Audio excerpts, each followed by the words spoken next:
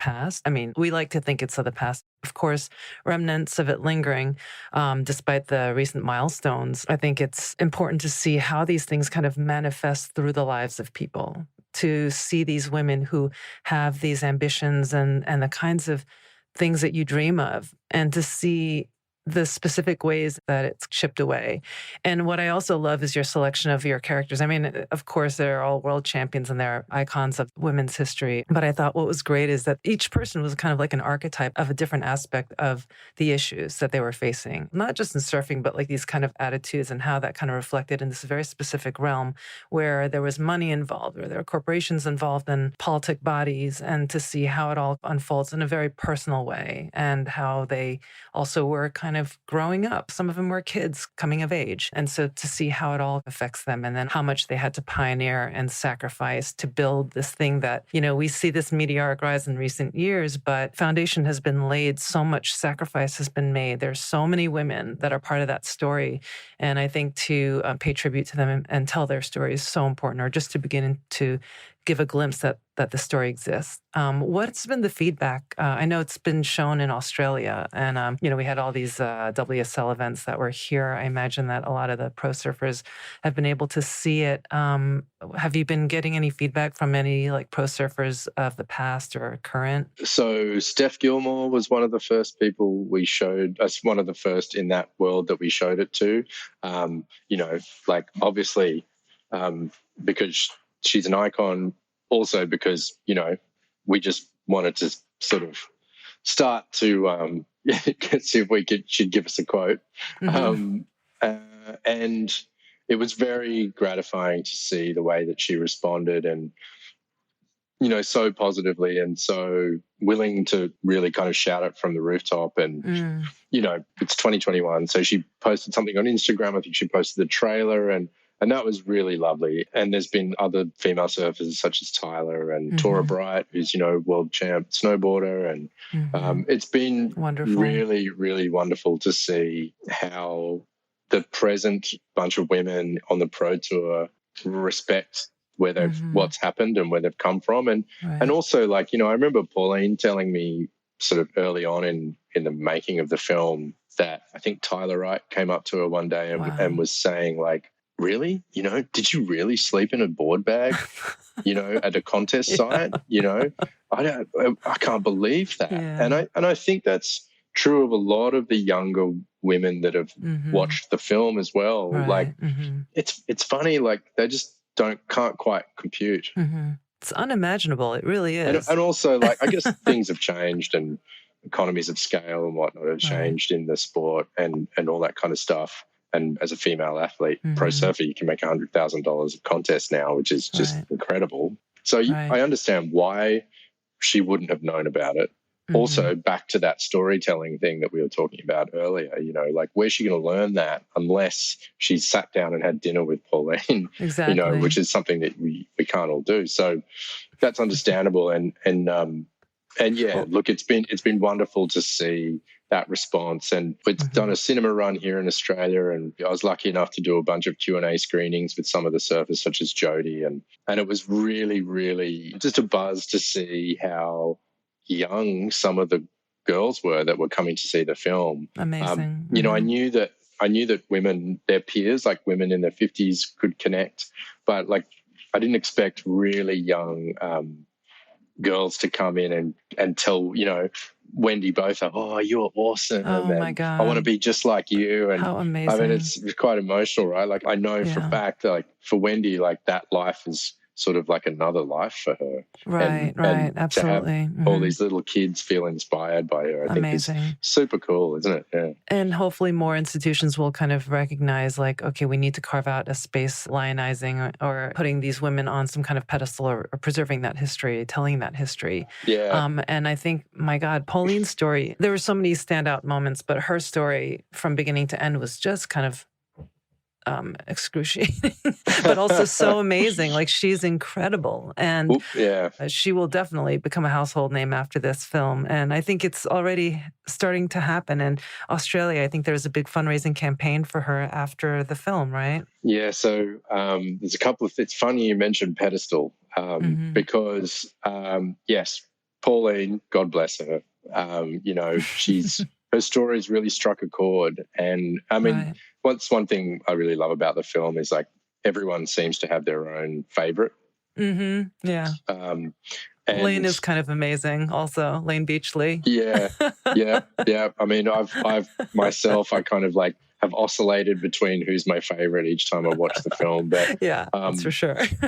But Pauline, certainly, she's a real one in a million human being. And her story has really sort of hit a nerve for various reasons. But I guess like the overarching reason is that, in Australia, we call them a battler.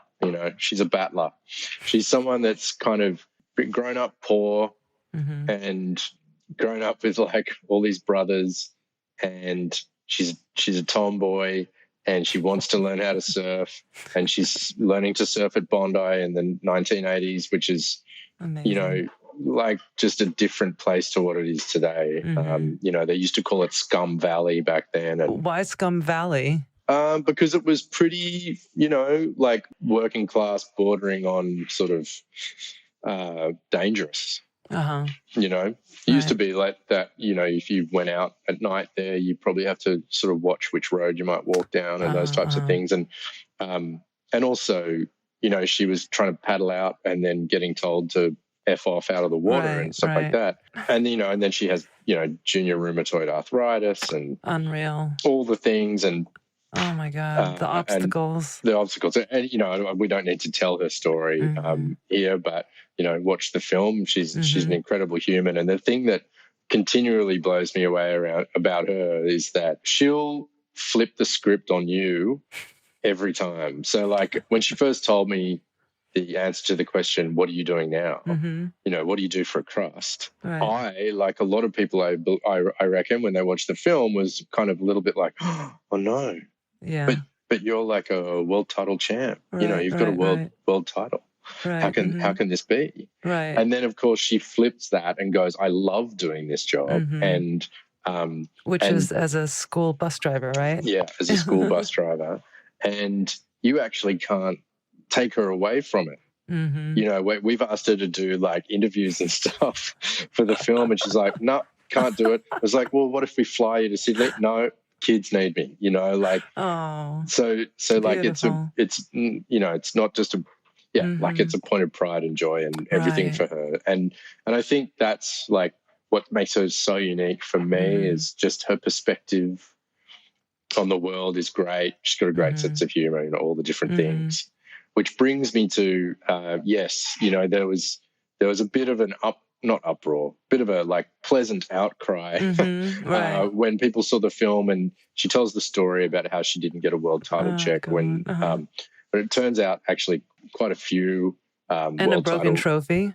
Yeah, and a broken trophy, and then couldn't get a sponsor when she was world champ, which is probably the real kind of travesty of that whole story. It turns out actually a lot of the world title winners prior to that didn't get checks, but the fact that she couldn't get sponsorship was, pretty full on as a world champ.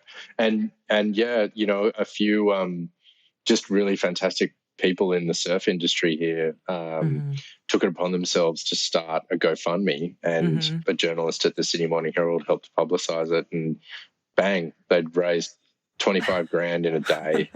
And that's to help, because now she has a degenerative skin disease, and I can't remember what it's called, but she just keeps getting dealt these bad cards, and it's going to help her with her treatment, and all the money that they raised above 25 grand she's putting towards other people who've suffered from this disease. Amazing. So it's just all around awesome.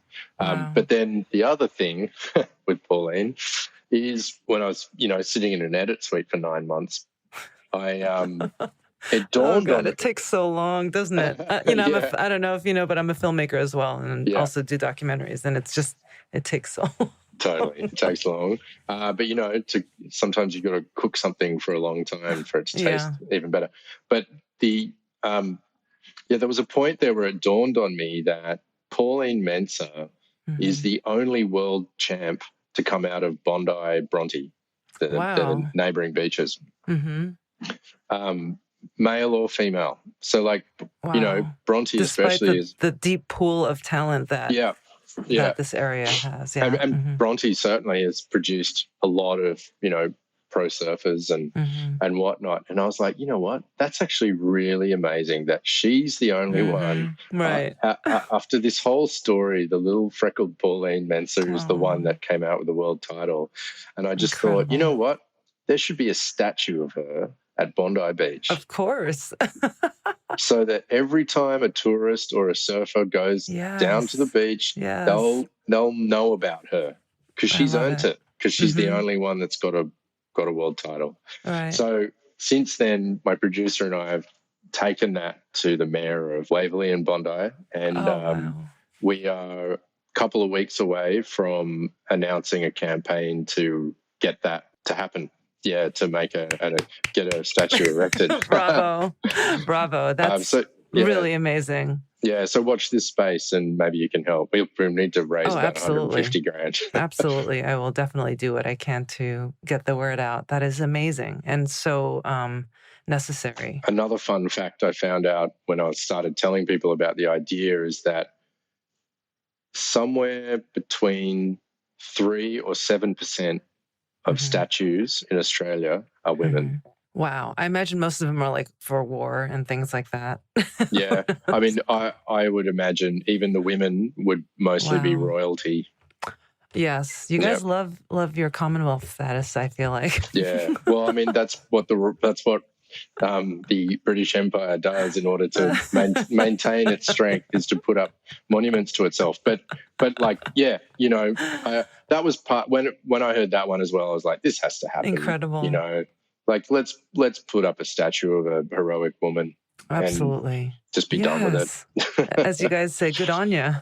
That is amazing. Now, as far as access and gaining the trust of all your subjects, how are you able to kind of connect with them and convince them to be in your film? Look, it's a huge part of being a director and, making a documentary. And sometimes people ask me, what's the secret? And there isn't one. Like, honestly, it's just common sense and kind of building a rapport.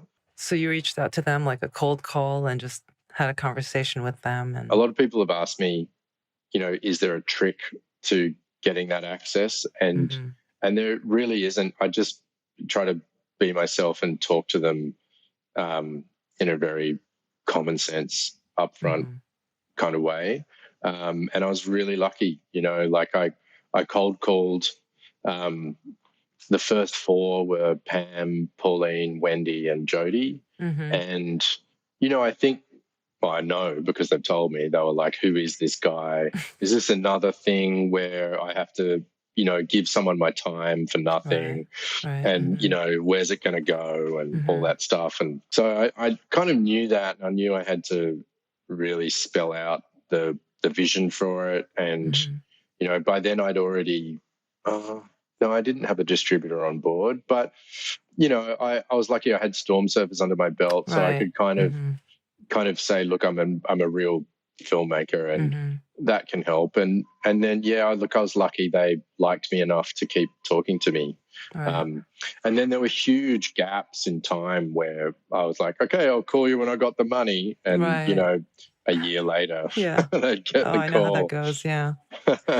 Wow. So actually, another thing that I wanted to ask you, because I know even today, a lot of these professional surfers, female surfers who have sponsors, they even have a hard time raising funds for documentaries. So like, how are you able to convince people, like, let's make a film about, give me some money to make a film about surfers that a lot of people don't know about? And how did you go about funding and finding people to or entities that would give you money to make such a film? Yeah, it's a funny one. Like you obviously, with pitching anything, you need to try to find the person that's on your wavelength and that can see what you can see, and see why you find it interesting. Right. I took it to the production company that I work with called Finch in Sydney, and I also took it to Paul Wiegard at Madman Films, which is a distributor, Mm-hmm. at the very beginning